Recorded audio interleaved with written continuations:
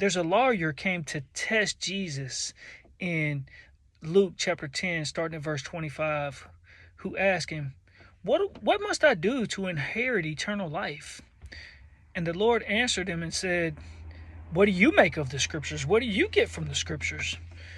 And he said, love the Lord your God with everything in you, and love your neighbor as yourself. And the Lord said, yes, that's good. That's right. But the man wanted to further justify himself, and he asked God, he said, who is my neighbor?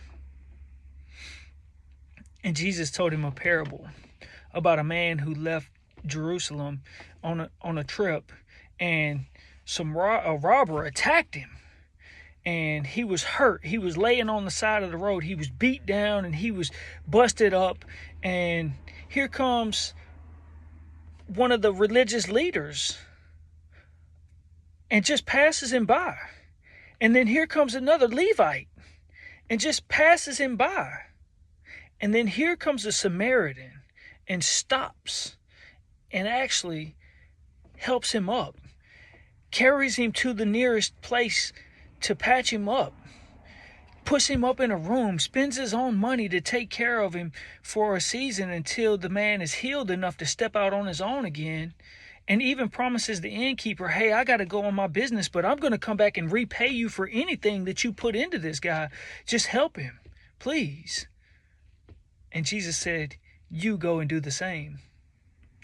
And I was convicted because last week I was standing in front of my job in the parking lot, and across the road there comes a man walking who's obviously beat down and been torn up by the enemy, and he's hurting, and he's so hurting and he's so beat down that he gets a little ways past me, and I see him and I say, Lord, be with him in my heart.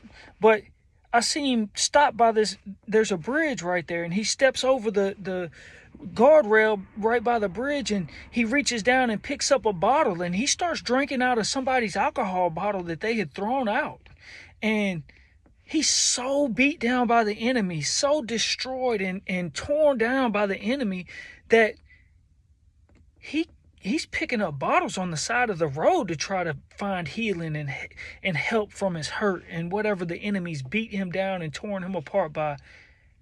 And I know I should have went over there and prayed with that man, or spoke to that man and gave him hope, gave him help of some sort.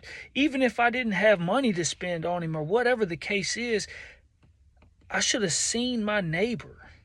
And I pray, God, that we can see our neighbor